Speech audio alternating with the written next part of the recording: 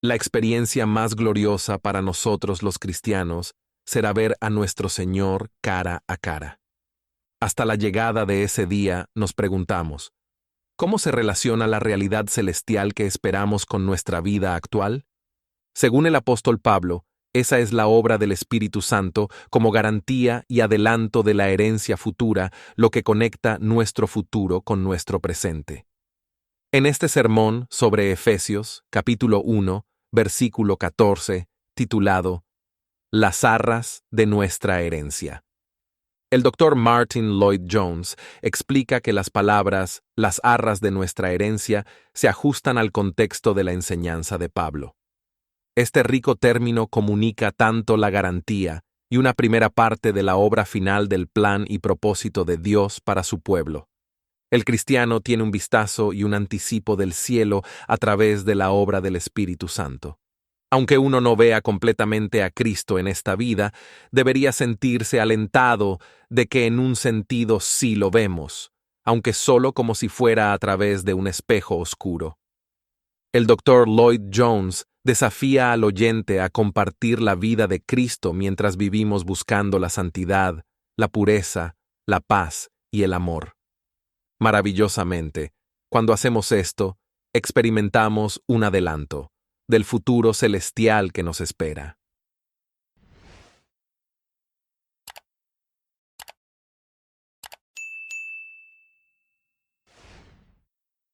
Las palabras a las que me gustaría llamar su atención se encuentran en la epístola de Pablo a los Efesios, en el primer capítulo y el versículo 14, que es las arras de nuestra herencia hasta la redención de la posesión adquirida para alabanza de su gloria. Esta declaración es claramente una continuación de lo que el apóstol ha estado diciendo en el versículo 13, sobre el ser sellado con el Espíritu Santo de la promesa. Aquí encontramos una adición a esa gran declaración que el apóstol ha venido haciendo desde el principio de esta epístola. Él está continuando su declaración, y si en verdad queremos beneficiarnos de su enseñanza, debemos tomar en cuenta lo que él ha estado diciendo. Por lo tanto, quiero recordarles que el apóstol está interesado en mostrar y exhibir a estos efesios y también a nosotros el maravilloso plan y propósito de Dios, que es el reunir todas las cosas en Cristo en la dispensación del cumplimiento de los tiempos, así las que están en los cielos como las que están en la tierra. Ese es el gran propósito de Dios, reunir todas las cosas en Cristo. Que la armonía original que existió antes del pecado sea restablecida. Y el apóstol nos dice que este plan ya está ejecutándose, Dios ya lo está llevando a cabo. Y eso es algo que ya podemos verlo.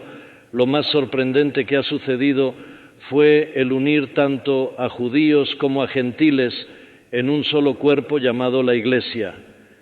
Eso ya estaba sucediendo.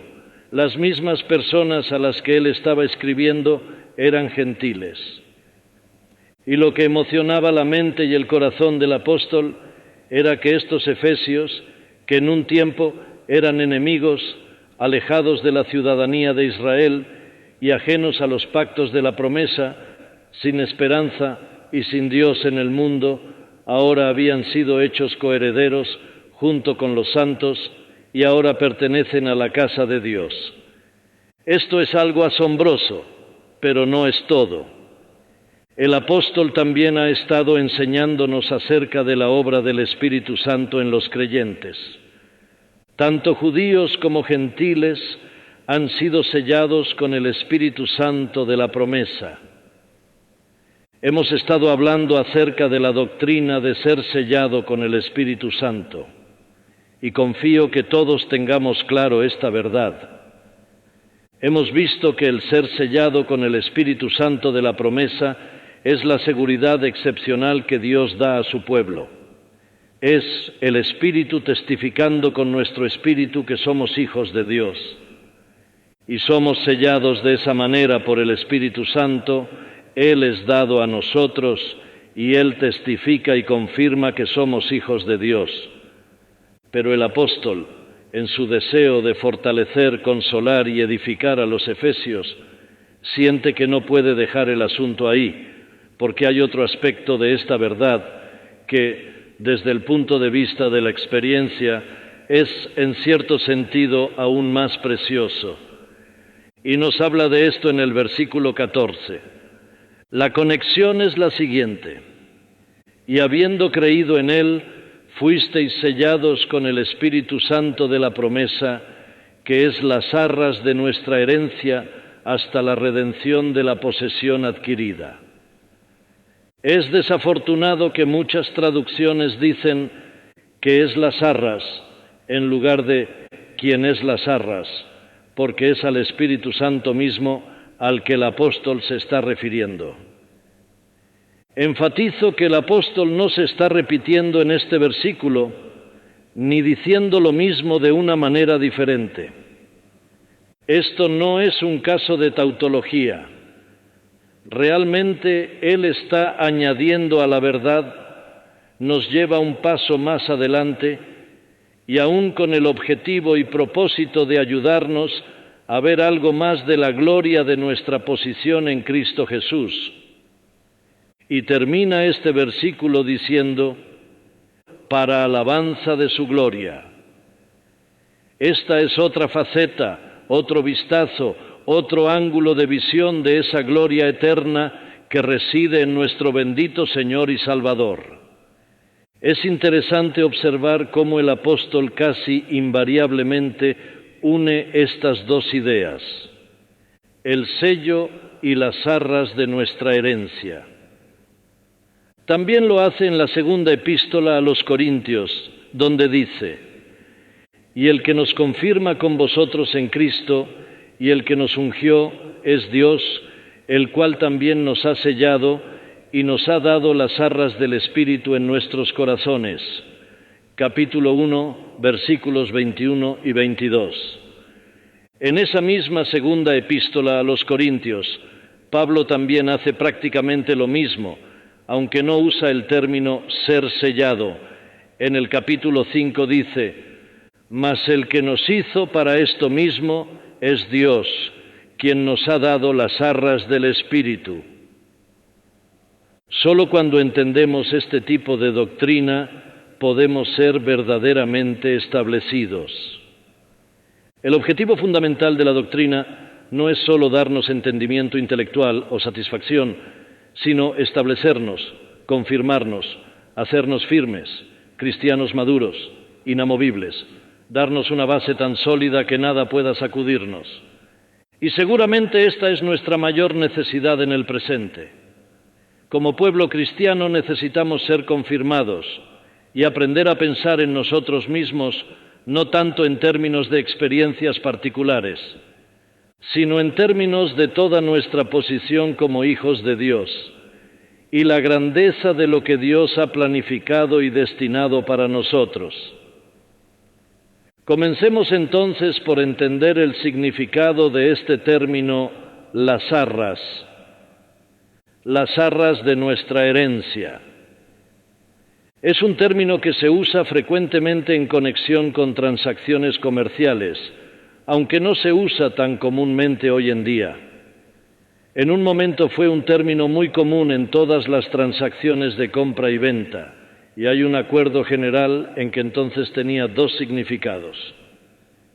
El primer significado era una especie de prenda que se daba, una garantía.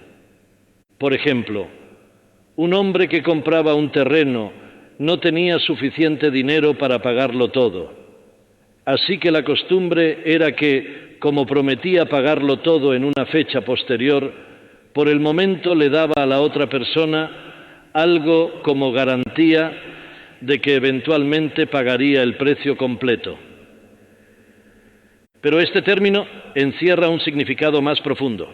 Su segundo significado no es solo una garantía, sino también un adelanto, realmente una pequeña parte del precio total a pagar. Hay una diferencia sutil pero real en este punto. Puedes dar algo como garantía que no es de la misma naturaleza que la cosa misma.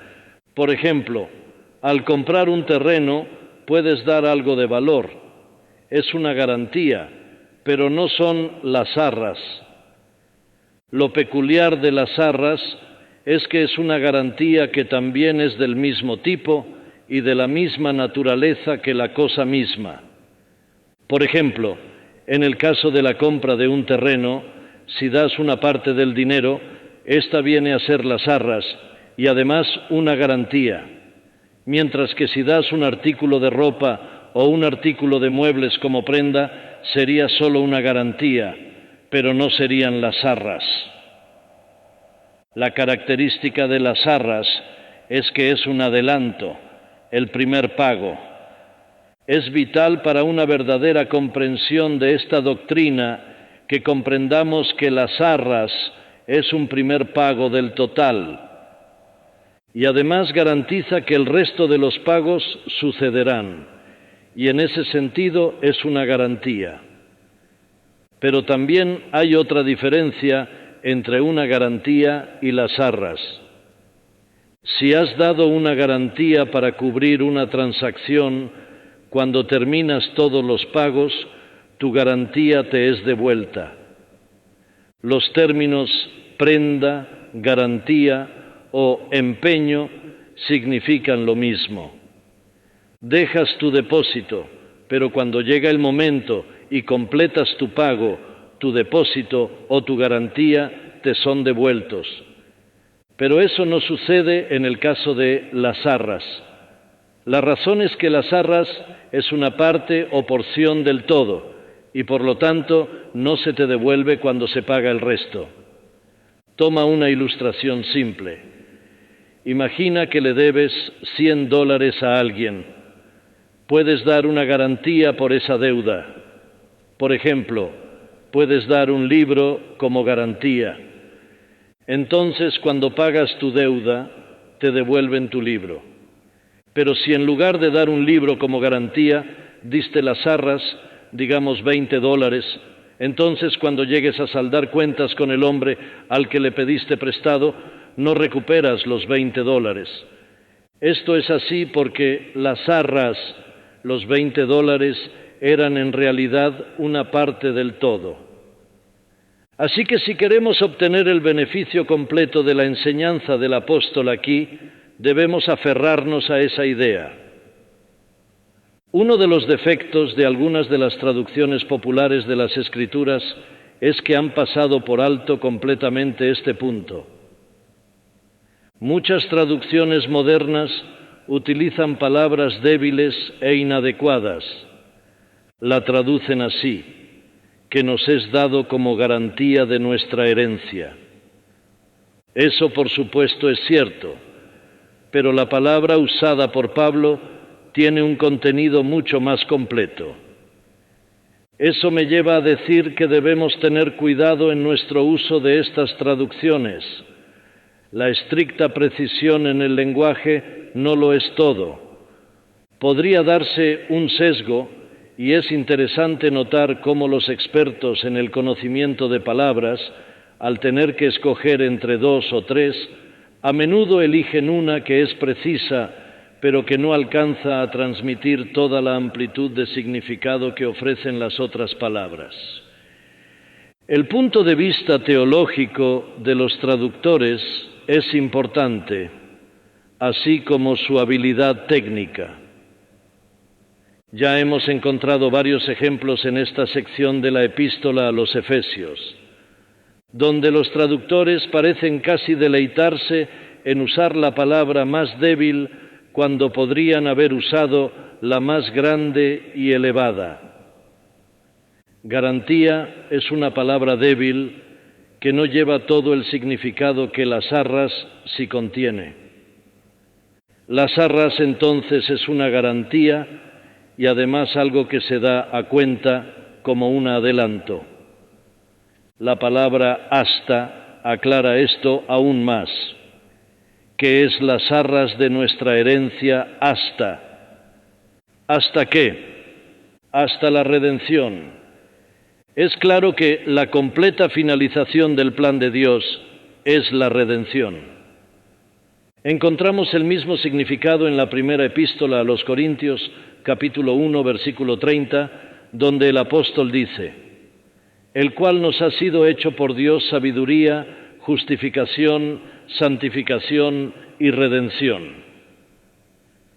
Hay algunos que piensan en redención solo en términos del perdón de los pecados, pero en diversos pasajes tiene un alcance más amplio. A veces significa perdón, pero el contexto generalmente hace claro el significado. Obviamente, cuando se usa en la primera epístola a los Corintios, capítulo 1, versículo 30, la palabra redención significa la completa consumación. El fin es el propósito de Dios cumplido en nuestra redención y liberación final. Como hemos visto antes, la palabra que usó el apóstol es un término muy particular y técnico. Redención significa liberación mediante el pago de un precio de rescate, y en el sentido cristiano, ese precio de rescate es la sangre de Cristo que ha sido derramada por nuestra redención y liberación final. Entonces, el apóstol está expresando aquí que la bendición traída a nosotros por el Espíritu Santo, y especialmente el ser sellados, es una garantía y un adelanto que se nos concede hasta que recibamos en su totalidad lo que Cristo ha adquirido para nosotros con su preciosa sangre. Al considerar la lectura, nos enfrentamos a dos posibilidades. Podemos ver las palabras desde el punto de vista de Dios o desde el punto de vista humano. Es el plan de Dios reunir un pueblo, la plenitud de los gentiles, la plenitud de los judíos. Él está haciendo eso, porque leemos: hace conocer todo esto desde tiempos antiguos. Hechos 15, 18. Teniendo este sello, conoce el Señor a los que son suyos. Segunda de Timoteo 2, 19. Dios tiene su plan perfecto para rescatar un cierto número de almas, y redención desde el punto de vista de Dios se refiere al momento en que todos estos sean reunidos de manera segura. Son la posesión de Dios. La porción de Jehová es su pueblo. Deuteronomio 32, 9. Indudablemente es lo que el propio apóstol presenta en el versículo 18 de este capítulo. Él ora para que los ojos de nuestra comprensión sean iluminados, alumbrando los ojos de vuestro entendimiento.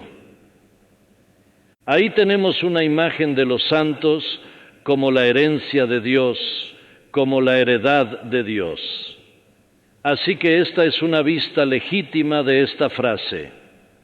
Sin embargo, me parece que la forma de decidir el asunto no es solo en términos de lingüística, sino también en términos del contexto y de la doctrina. El apóstol en este punto está preocupado por dar consuelo y seguridad a sus lectores, así que sugiero que está mirando este asunto desde el punto de vista humano, más que desde el punto de vista de Dios. Está diciendo que Dios nos ha dado una garantía y un anticipo de nuestra herencia hasta que lo recibamos todo.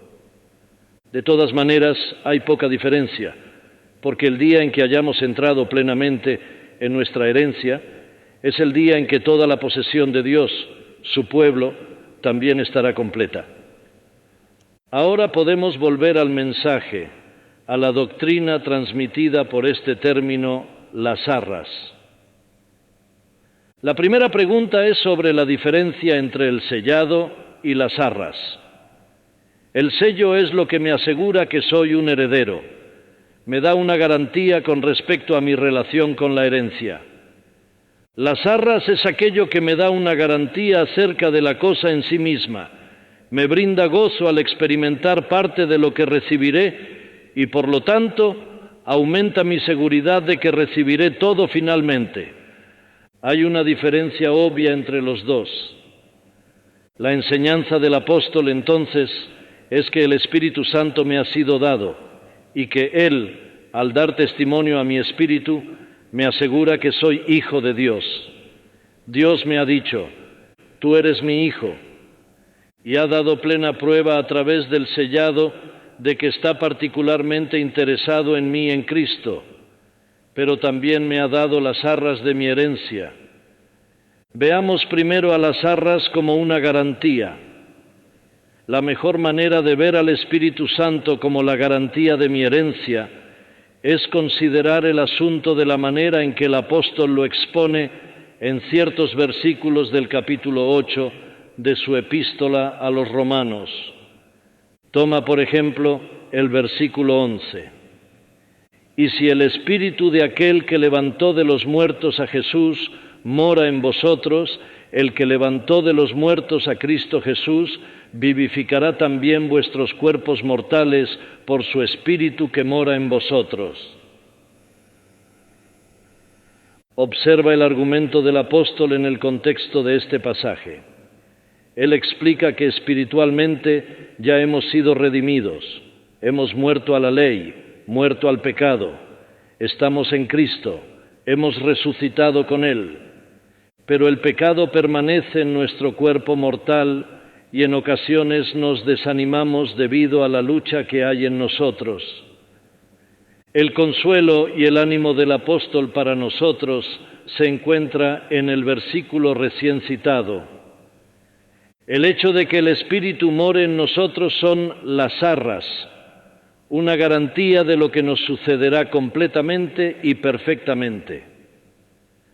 Hay un día que viene en el que nuestros propios cuerpos serán totalmente liberados del pecado, siendo la garantía de su bendición la presencia del Espíritu dentro de nuestros cuerpos.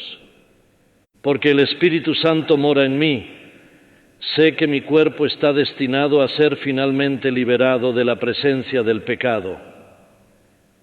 Encontramos la misma idea en el versículo 23 de este mismo 8º capítulo, donde, después de referirse a la creación, Pablo dice: también nosotros mismos, que tenemos las primicias del Espíritu, nosotros también gemimos dentro de nosotros mismos, esperando la adopción, la redención de nuestro cuerpo.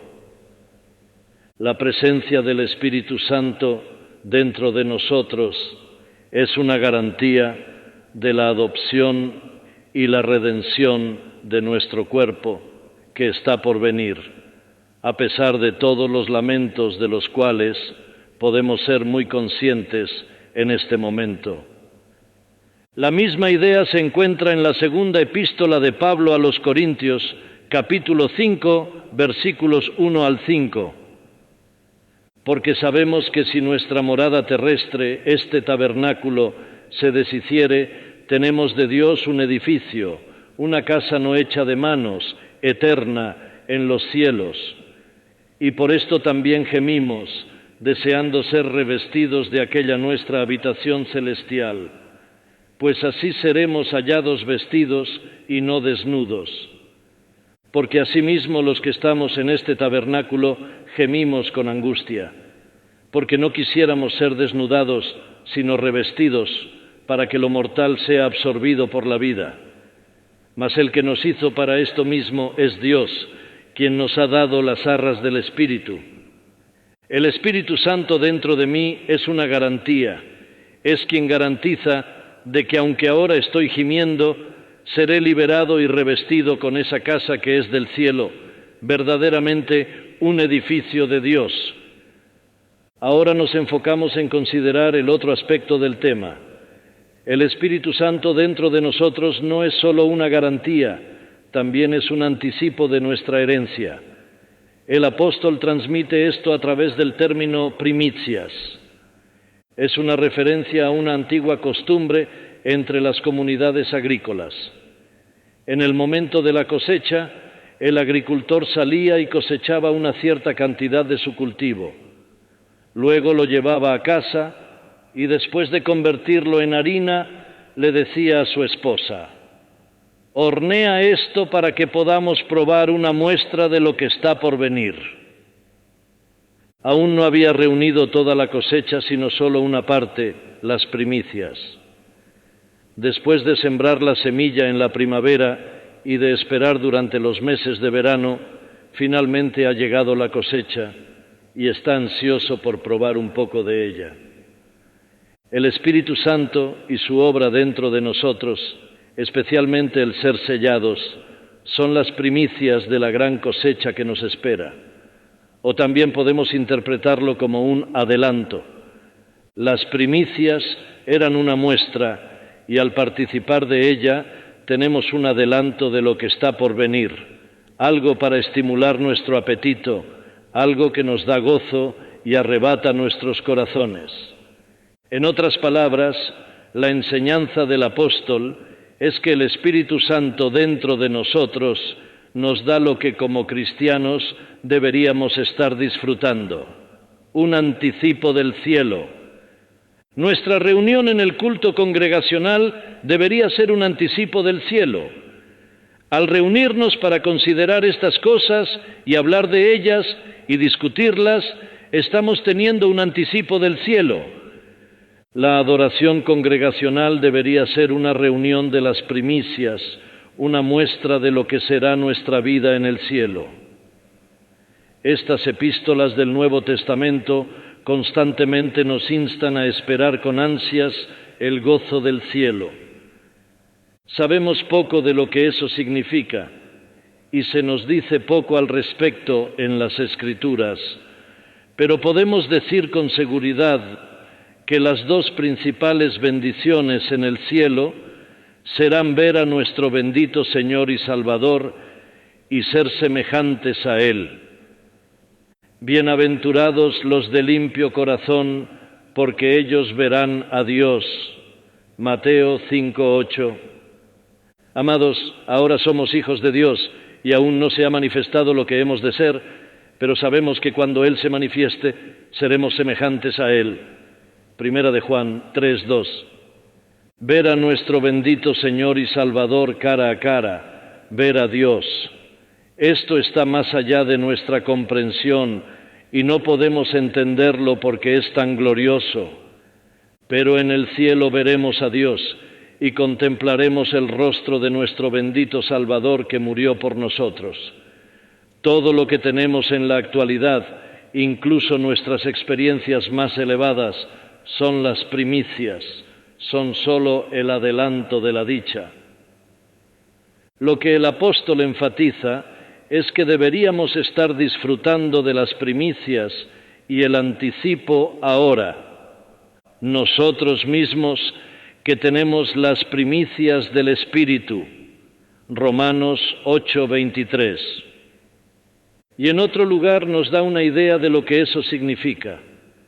En la segunda epístola a los Corintios, capítulo 3, versículos 17 y 18, escribe: Porque el Señor es el Espíritu, y donde está el Espíritu del Señor, allí hay libertad. Por tanto, nosotros todos, mirando a cara descubierta como en un espejo la gloria del Señor, somos transformados de gloria en la misma imagen, como por el Espíritu del Señor. Eso debe suceder ahora. Aún no lo vemos cara a cara, pero sí lo vemos con cara descubierta como en un espejo. Es solo un reflejo lo que vemos ahora, pero por el Espíritu Santo vemos un reflejo de la gloria del Señor. Pablo dice algo muy similar en su primera epístola a los Corintios, capítulo 13, verso 12, donde leemos: Ahora vemos por espejo, oscuramente, mas entonces veremos cara a cara. Ahora conozco en parte, pero entonces conoceré como fui conocido. Ahora vemos a través de un vidrio oscuro, vemos un enigma dentro de un enigma. Todavía no está claro, estamos viendo la verdadera gloria misma, pero solo a través de un vidrio oscuro. La superficie del espejo no está lo suficientemente pulida para captar toda la gloria. Hay elementos de distorsión e indistinción, pero llegará el día en que lo veré cara a cara. pero gracias a Dios que lo que veo ahora es parte de la gloria eterna, es una cuota, son las primicias, es un anticipo, es un depósito. No solo es una garantía, es una parte de la cosa misma. Estoy entrando en la gloria, en cierta medida incluso ahora. Tal es la enseñanza del apóstol. Comienza aquí de manera imperfecta y solo en pequeñas porciones. Sin embargo, es real, una parte de la gloria misma, tanto como pueda soportar y llevar mientras todavía estoy en la carne. El segundo aspecto es que nos volvemos como nuestro Señor y compartimos su vida. Ser como Él significa perfección, absoluta perfección, sin mancha, sin defecto, sin arruga o cosa semejante. Judas, en la sorprendente bendición al final de su epístola, dice: aquel que es poderoso para guardaros sin caída y presentaros sin mancha delante de su gloria. Se nos da alguna idea de esto en la descripción dada en el libro de Apocalipsis. Pero los cobardes e incrédulos, los abominables y homicidas, los fornicarios y hechiceros, los idólatras y todos los mentirosos tendrán su parte en el lago que arde con fuego y azufre, que es la muerte segunda. No estarán en el cielo, sino afuera. En el mismo capítulo leemos más adelante: no entrará en ella ninguna cosa inmunda o que hace abominación y mentira, sino solamente los que están inscritos en el libro de la vida del Cordero. Y nuevamente, en el capítulo 22 del mismo libro, el último capítulo de la Biblia, leemos: el que es injusto, sea injusto todavía, y el que es inmundo, sea inmundo todavía, y el que es justo, practique la justicia todavía, y el que es santo, santifíquese todavía. Eso es el infierno afuera del cielo. Bienaventurados los que lavan sus ropas para tener derecho al árbol de la vida y para entrar por las puertas en la ciudad. Eso es lo que disfrutaremos cuando lo veamos como Él es y hayamos sido hechos semejantes a Él. Pero a nosotros se nos promete un anticipo en esta vida y este mundo, porque el Espíritu Santo es las arras de nuestra herencia. Debemos conocer algo sobre el gozo de la santidad y odiar el pecado, abominar el mundo, sus caminos, todos sus deseos y todo lo que representa. Deberíamos aprender a odiar el pecado como Cristo lo odiaba y disfrutar de la santidad, la pureza y la justicia. ¿Sabes lo que es disfrutar de la santidad? Sentir que sus mandamientos no son pesados, deleitarse en la ley del Señor, amarla porque es lo que es. Deberíamos experimentar un anticipo de tal estado. Además, el amor es una gran característica del cielo. Cuando lo veamos, lo amaremos por completo, pero debemos comenzar a amarlo aquí. Pablo ora por los efesios en su 3 capítulo, para que sean fortalecidos con poder en el hombre interior por su espíritu, para que puedan comenzar a conocer algo de la anchura, la longitud, la profundidad y la altura, y conocer el amor de Cristo que excede a todo conocimiento, para que sean llenos de toda la plenitud de Dios. ¿Amas a Dios? En el cielo lo amarás completamente. ¿Has comenzado a amarlo aquí? Estamos destinados a hacerlo, y si tenemos las primicias, lo haremos.